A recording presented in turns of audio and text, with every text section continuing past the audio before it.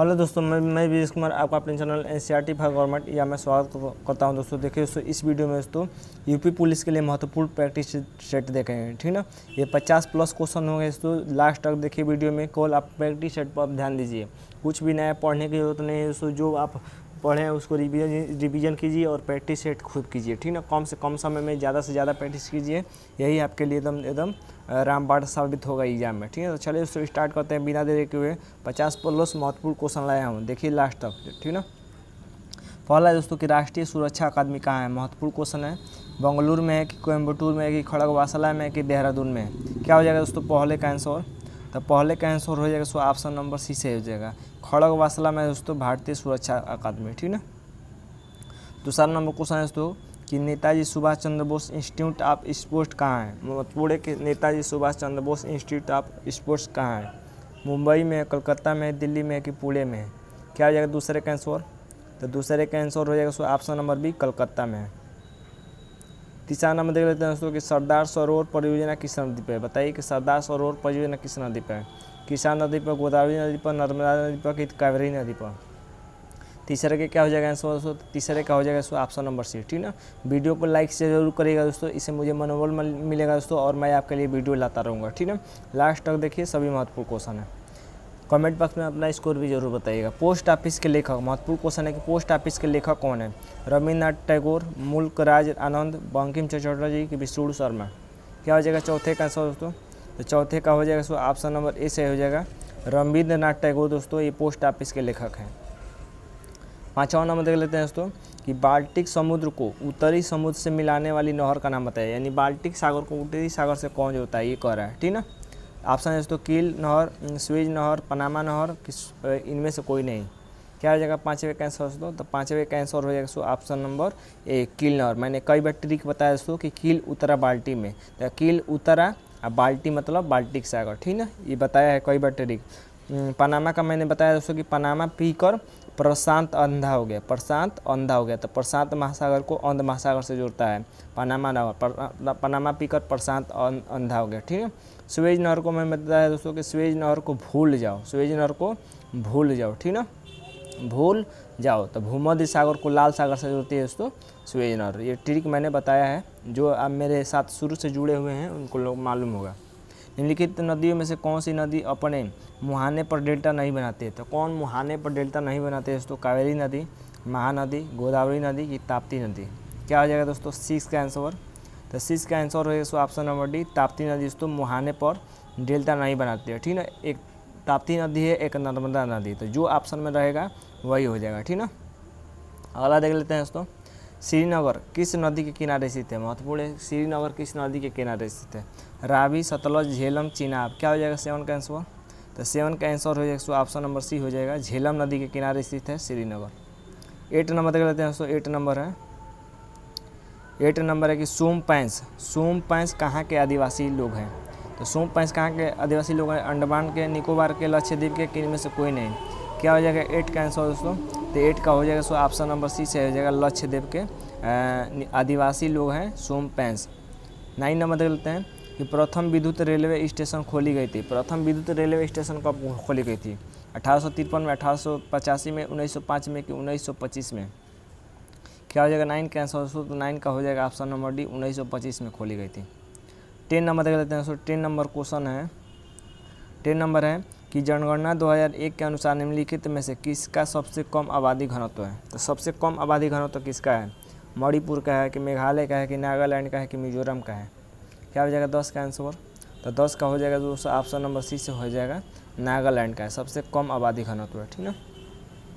11 number देख लेते हैं दोस्तों कि मनुष्य के शरीर में कितना लीटर रुधिर होता है। मनुष्य के शरीर में कितना लीटर रुधिर होता है? 1 लीटर, 4 लीटर कि 6 लीटर कि 10 लीटर। क्या हो जाएगा 11 का आंसर दोस्तों? तो 11 का ऑप्शन नंबर सी से हो जाएगा, 5 से 6 लीटर होता है, ठीक ना।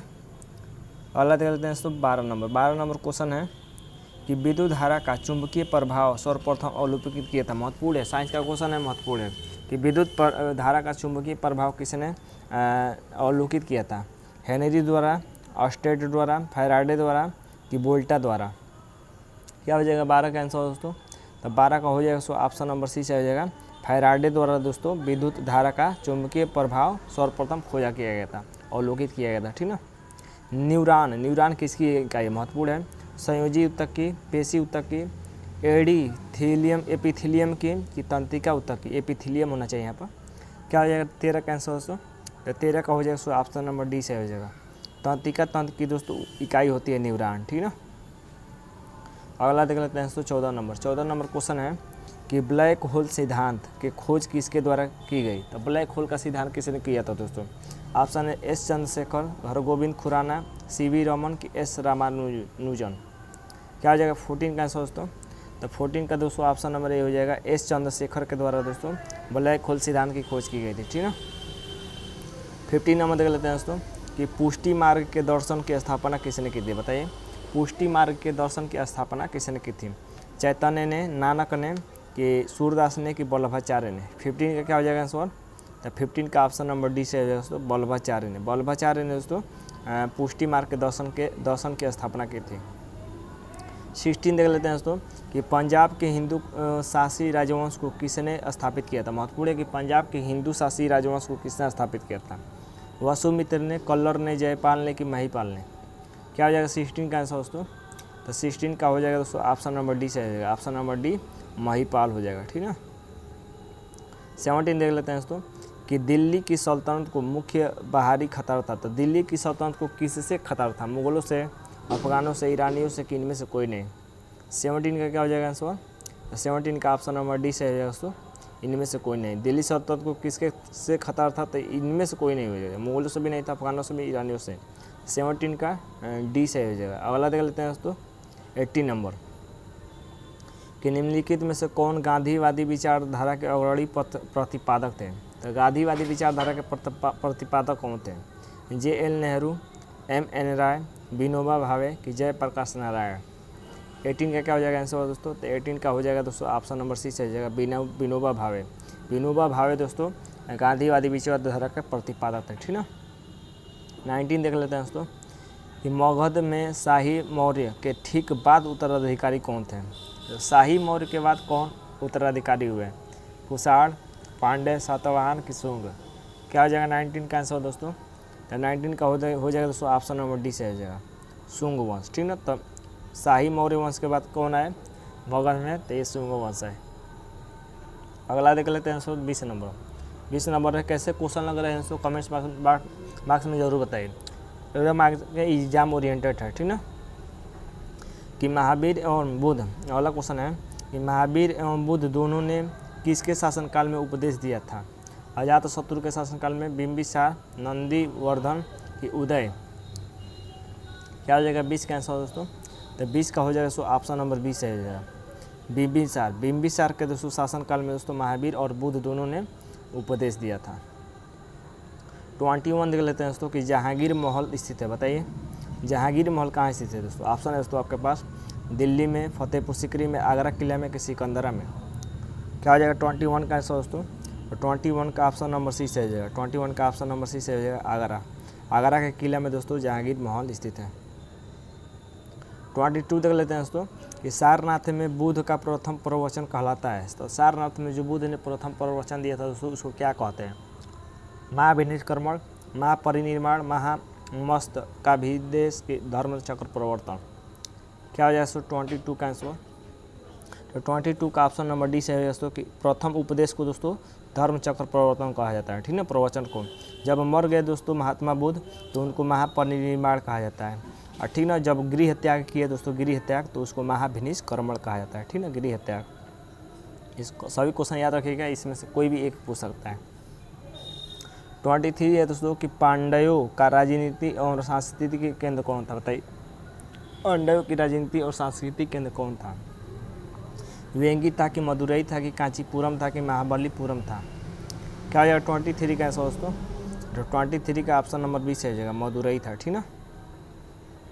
24 देख लेते हैं दोस्तों। 24 नंबर है क्वेश्चन कि वह सही क्रम क्या है जिस समय निम्नलिखित ने भारत पर आक्रमण किया था? तो भारत पर दोस्तों आक्रमण किया था, तो सही क्रम पूछ रहा है, ठीक ना।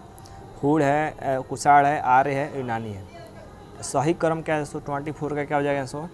24 का ऑप्शन नंबर बी से हो जाएगा दोस्तों, सबसे पहले दोस्तों हो जाएगा आर्य, उसके बाद हो जाएगा यूनानी, उसके बाद हो जाएगा दोस्तों कुषाण, उसके लास्ट में हो जाएगा हूल, ठीक ना। 25 देख लेते हैं कि हिंदू विधि एवं एक पुस्तक मिताक्षरा, महत्वपूर्ण है कि मिताक्षरा किसने लिखा है, महत्वपूर्ण है कि मिताक्षरा के पुस्तक के लेखक कौन है। नए चंद्र, अमोघ वर्षा, विज्ञानेश्वर की कदम्बन। क्या हो जाएगा 25 का आंसर दोस्तों। तो 25 का ऑप्शन नंबर सी से हो जाएगा। 25 का ऑप्शन नंबर सी से हो जाएगा दोस्तों विज्ञानेश्वर। विज्ञानेश्वर मिताक्षरा के लेखक हैं। 26 देख लेते हैं। 26 है कि किसके परिणाम स्वरूप 5वीं शताब्दी ईस्वी में गुप्त साम्राज्य का पतन हो गया था। तो गुप्त साम्राज्य का पतन दोस्तों किसके परिणाम स्वरूप हो गया था 5वीं शताब्दी में। चालुक्य छापों के, कि ग्रीक आक्रमण के, कि हूल आक्रमण के, कि पल्लव छापों के। क्या हो जाएगा 26 का आंसर दोस्तों। तो 26 का ऑप्शन नंबर सी से हो जाएगा हूल के आक्रमण। हूल के आक्रमण के समय दोस्तों गुप्त साम्राज्य का पतन हो गया था। 27 देख लेते हैं दोस्तों कि बंगाल का प्राचीन नाम था। बताइए कि बंगाल का प्राचीन नाम क्या था। कामरूप था, वस्ता था, गौड़ था, कि वल्लभी था। 27 का क्या हो जाएगा आंसर दोस्तों। 27 का ऑप्शन नंबर सी से हो जाएगा। Option number C Gaur. तो बंगाल का प्राचीन नाम क्या था, गौड़ था।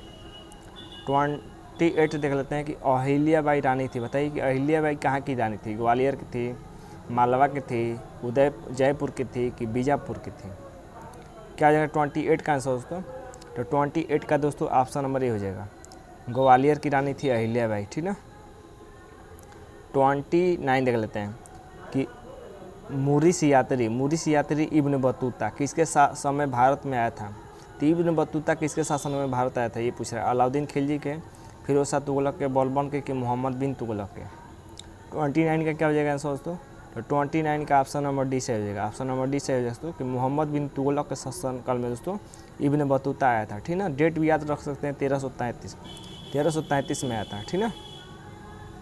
अगला देख लेते हैं दोस्तों 30 नंबर की सिंधु घाटी सभ्यता के अवशेष चिन्ह बतलाते हैं। क्या बतलाते हैं। कृषि, कि पशुपालन, के व्यापार के बारे में, कि शिकार के बारे में। 30 का क्या हो जाएगा आंसर दोस्तों। तो 30 का ऑप्शन नंबर सी से हो जाएगा व्यापार के बारे में दोस्तों बताते हैं उसके अवशेष चिन्ह। 31 देख लेते हैं कि महाबलीपुरम मंदिर किस राजवंश के बादशाह द्वारा बनाए गए थे। तो किस राजवंश के बादशाह ने दोस्तों बनाया था महाबलीपुरम मंदिर। गुप्त ने, कि चोल ने, कि पल्लव ने, कि कुषाण ने। 31 का क्या हो जाएगा आंसर दोस्तों। तो 31 का दोस्तों ऑप्शन नंबर सी से हो जाएगा। 31 का ऑप्शन नंबर सी पल्लव ने बनाया था, ठीक है। महाबलीपुरम मंदिर महत्वपूर्ण है। 32 देख लेते हैं कि कोलकाता एवं आगरा के मध्य टेलीग्राफ लाइन खोली गई थी। टेलीग्राफ लाइन कब खोली गई थी दोस्तों। कोलकाता और आगरा के मध्य 1852 में, 1853 में, 1854 में, 1855 में। 32 का क्या हो जाएगा आंसर। 32 का ऑप्शन नंबर ये हो जाएगा दोस्तों 1852 में खोली गई थी। 33 देख लेते हैं दोस्तों कि रेडियोधर्मी तत्व जिसका भारत में विशाल भंडार पाया गया है। तो कौन सा है दोस्तों रेडियोधर्मी तत्व। यूरेनियम है, थोरियम है, रेडियम है, कि प्लेटिनियम है। प्लूटोनियम है। क्या हो जाएगा 33 का आंसर। 33 का दोस्तों ऑप्शन नंबर डी से हो जाएगा प्लूटोनियम है, ठीक ना। 33 का ऑप्शन नंबर डी हो जाएगा। 34 देख लेते हैं दोस्तों कि फोटोग्राफी में उपयोग किया गया प्रकाश संवेदी यौगिक है। तो फोटोग्राफी में किसका उपयोग किया जाता है ये पूछ रहा है, ठीक ना। सिल्वर क्लोराइड का, कि सिल्वर सल्फाइड का, कि सिल्वर ब्रोमाइड का, कि सिल्वर ऑक्साइड का। क्या हो जाएगा 34 का आंसर दोस्तों। तो फोटो किसका ले लिया जाता है। ब्रो मतलब भाई का, तो सिल्वर ब्रोमाइड याद रखिएगा, ठीक ना। 35 है कि मेथेनॉल को किस नाम से जाना जाता है। बताइए मेथेनॉल को किस नाम से जाना जाता है। रॉबिंग एल्कोहल, कि गरन एल्कोहल, कि वुड एल्कोहल, कि स्टेन एल्कोहल। क्या हो जाएगा दोस्तों 35 का आंसर। तो 35 का ऑप्शन नंबर सी से हो जाएगा दोस्तों वुड एल्कोहल के नाम से जाना जाता है दोस्तों मेथेनॉल को। महत्वपूर्ण क्वेश्चन है, याद रखिएगा। 36 दे लेते हैं कि रक्त का पीएच होता है। बताइए कि रक्त का पीएच मान कितना होता है दोस्तों। 5 से कम होता है, कि 7 और 8 के बीच में होता है, कि 3 और 4 के बीच में होता है, कि 0 और 1 के बीच में होता है। 36 का क्या हो जाएगा आंसर दोस्तों। 36 का ऑप्शन नंबर बी से हो जाएगा 7 से 8 के बीच में होता है। देखिए दोस्तों हम लोग का खून क्या होता है, सच्चा खून होता है। क्या होता है सच्चा, तो 100 अच्छा यानी 7 4 तो 7.4 होता है दोस्तों खून का पीएच मान, याद कर सकते हैं। 37 है कि निम्न में कौन प्राकृतिक बहुलक का उदाहरण नहीं है। तो प्राकृतिक बहुलक का उदाहरण कौन है दोस्तों? नहीं है। ऊन है, सिल्क, चमड़ा की नायलॉन। कौन प्राकृतिक बहुलक का एग्जाम्पल नहीं है? 37 का क्या हो जाएगा आंसर? 37 का दोस्तों ऑप्शन नंबर डी से हो जाएगा नायलॉन। नायलॉन दोस्तों एक कृत्रिम है, प्राकृतिक नहीं है, ठीक ना। 38 देख लेते हैं दोस्तों कि अम्लराज मिश्रण होता है। मोस्ट इंपोर्टेंट है, आ सकता है एग्जाम में कि अम्लराज किसका मिश्रण होता है। आप वीडियो को रोक कर देख लीजिए दोस्तों, ऑप्शन पढ़ने में थोड़ा ज़्यादा समय लगेगा। क्या हो जाएगा 38 का आंसर? 38 का दोस्तों ऑप्शन नंबर ए हो जाएगा। 3HCl और 1HNO3 यानी नाइट्रिक अम्ल मिला रहता है दोस्तों अम्लराज में, ठीक है, याद रखिएगा महत्वपूर्ण। 38 का ऑप्शन नंबर ए। 39 निकल लेते हैं दोस्तों कि नाभिकीय रिएक्टर में ऊर्जा उत्पन्न होती है। नाभिकीय रिएक्टर में ऊर्जा उत्पन्न होती है नियंत्रक संलयन के रूप में, अनियंत्रित विखंडन द्वारा, कि नियंत्रित विखंडन द्वारा, कि अनियंत्रित संलयन द्वारा। क्या हो जाएगा 39 का दोस्तों? 39 का ऑप्शन नंबर सी से हो जाएगा नियंत्रित विखंडन के द्वारा दोस्तों नाभिकीय विखंडन में ऊर्जा उत्पन्न होती है। 40 देख लेते हैं, 40 नंबर कि भारत में प्रतिवर्ष 28 फरवरी को विज्ञान दिवस मनाया जाता है। तो एक क्वेश्चन हो गया दोस्तों कि विज्ञान दिवस कब मनाया जाता है? भारत में 28 फरवरी को मनाया जाता है, ठीक ना। यह किस वैज्ञानिक की कृति से सचरित है, यानी किस वैज्ञानिक की याद में मनाया जाता है दोस्तों? ये आर्यभट्ट, वराहमिहिर, CV रमन के डॉक्टर भाभा। क्या हो जाएगा 40 का आंसर दोस्तों? 40 का ऑप्शन नंबर सी से दोस्तों CV रमन की याद में मनाया जाता है दोस्तों 28 फरवरी को विज्ञान दिवस। 41 देख लेते हैं कि भारत में क्षेत्रफल की दृष्टि से कौन सा सबसे बड़ा संसदीय निर्वाचन क्षेत्र है? सबसे बड़ा संसदीय निर्वाचन क्षेत्र कौन है दोस्तों क्षेत्रफल की दृष्टि से भारत में? लद्दाख है कि जैसलमेर है कि कच्छ है कि बरेली है? हर जगह 41 का आंसर दोस्तों। तो 41 का ऑप्शन नंबर ए से हो जाएगा लद्दाख हो जाएगा, ठीक ना। 42 देख लेते हैं दोस्तों। 42 नंबर है कि पंजाब में 1919 ईस्वी में अत्याचार के विरुद्ध ब्रिटिश सरकार द्वारा प्रदत्त नाइटहुड, महत्वपूर्ण है, नाइटहुड का किताब किस प्रसिद्ध भारतीय ने लौटा दिया दोस्तों? तो 1919 में दोस्तों ब्रिटिश सरकार ने दोस्तों पंजाब में क्या किया था? अत्याचार किया था। जानते हैं क्या हुआ था? जलियांवाला बाग हत्याकांड हुआ था 13 अप्रैल 1919 को, ठीक ना।